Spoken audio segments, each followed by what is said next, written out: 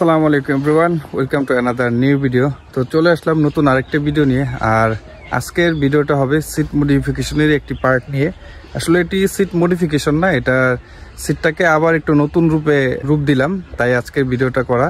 এবং আজকের এই ভিডিওতে দেখাবো যে নতুন করে আবার সিট মডিফিকেশন করাতে সিটটা কেমন লাগতেছে এবং সেই সব কিছু থাকবে আজকের ভিডিওতে। তো চলুন ভিডিওটা শুরু করা যাক। লাস্ট সিট মডিফিকেশন করার পরে এখন সিটটা দেখতে আসলে এরকম দেখা যাচ্ছে। তো এর আগে সিট মডিফিকেশন নিয়ে আমার 2 থেকে 3টা ভিডিও আছে, আপনারা সেগুলো আমার চ্যানেলে ঘুরে এসে দেখতে পারেন। একটি ভিডিওতে দেখানোর চেষ্টা করছি আমি কিভাবে সিটটা মডিফিকেশন করেছিলাম, এবং আরেকটা ভিডিওতে কিন্তু আমি ওই সিট মডিফিকেশন করার পরে যে সুবিধা অসুবিধাগুলো আমাকে ফেস করতে হয়েছে আমি কিন্তু সব বিস্তারিত আলোচনা করার চেষ্টা করছি। তো তারই ধারাবাহিকতায় আমি আবার সিটটা মডিফিকেশন করলাম। তো আজকে আর কি এই বিষয়ে কথা বলবো যে কেন সিটটা চেঞ্জ করলাম। আগের সিটটাতে আপনারা কিন্তু দেখছেন যে সিটটা একটু কালারফুল ছিল এবং কিছু ডিজাইন করা ছিল। তো ওই ডিজাইন এবং কালার থেকেই আসলে সমস্যাটা শুরু, যার কারণে আমাকে নতুন করে আবার চেঞ্জ করতে হয়েছে।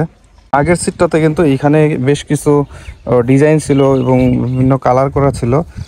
তো এইবার আমি সম্পূর্ণ ব্ল্যাক করার চেষ্টা করছি। আগে যেই আসলে কালারটা ছিল এবং ডিজাইন করা ছিল সেখানে কিন্তু কালারটা আস্তে আস্তে চলে গেছে, যেটা আপনারা ভিডিওতে আগেও দেখছেন এবং আগেও আমি দেখাইছি। এবং যেই ডিজাইনগুলো ছিল সেখানে কিন্তু অনেকগুলো সেলাই ছিল, যার কারণে সেই সেলাই দিয়ে প্রচুর পরিমাণে পানি ঢুকতো। যখন বৃষ্টিতে ভিজতো বা আমি যখন বাইকটা ওয়াশ করতাম তখন কিন্তু এই ছিদ্র দিয়ে প্রচুর পরিমাণ পানি ঢুকতো এবং সিটটা ভিজা থাকতো, যেটা আমাকে বেশ আসলে অস্বস্তিকর পরিস্থিতিতে ফেস করতে হয়েছে। তো যার কারণে আমি কিন্তু এই সিটটাকে পরবর্তীতে আবার নতুন করে বাঁধানোর চেষ্টা করছি। নতুন করে সিটটা বাঁধানোর পরে এখন সিটটা দেখতে ঠিক এরকম লাগতেছে। তো এখন আমি পুরো ব্ল্যাক কালার করছি, কোনো মাঝখানে সেলাই না দিয়ে যতটুকু করা যায়।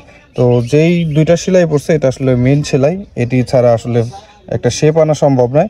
তো আমি সেটাই আসলে এবার চেষ্টা করছি, মাঝখানে অতিরিক্ত কোনো সেলাই বা ডিজাইনের কারণে যে সেলাই আসতে পারে সেটা আমি অ্যাভয়েড করার চেষ্টা করছি। সো আশা করি আগে যে প্রবলেমগুলো ফেস করতে হয়েছে এবার আশা করি সেই প্রবলেমগুলো ফেস করতে হবে না, এবং আশা করি একটি ভালো ফিডব্যাক পাবো। সো যারা আপনারাও এরকম সিট মডিফিকেশন করতে চান তাদেরকে ক্ষেত্রে আমি বলবো যে আপনারা অতিরিক্ত ডিজাইন বা কালারফুল না করে আপনারা যেটা দিয়েই করেন এক কালার করেন, অতিরিক্ত সেলাই ছাড়া যদি আপনারা করতে পারেন তাহলে আশা করি অতটা সমস্যার সম্মুখীন আপনারা হবেন না। তো এখন সিটটা দেখতে আসলে কেমন লাগতেছে একটু কমেন্ট করে জানাবেন, এবং কারা কারা সিট মডিফিকেশন করতে চান তারাও একটু রেসপন্স করবেন। তো এই ছিল আজকের ভিডিওটা, আশা করি ভিডিওটা আপনাদের কাছে ভালো লাগছে। তো আপনারা যারা সিট মডিফিকেশন করতে চান তারা কিন্তু আগে যে যে বিষয়গুলো নিয়ে আমি আলোচনা করার চেষ্টা করছি এইগুলো সম্পর্কে আগে জেনে বুঝে তারপরে সিটটা মডিফিকেশন করবেন। ভিডিওটি ভালো লেগে থাকলে অবশ্যই চ্যানেলটাকে সাবস্ক্রাইব করে রাখবেন এবং কমেন্টসে জানাবেন যে কেমন লাগলো। তো দেখা হবে নতুন কোনো ভিডিওতে। ধন্যবাদ, আসসালামু আলাইকুম।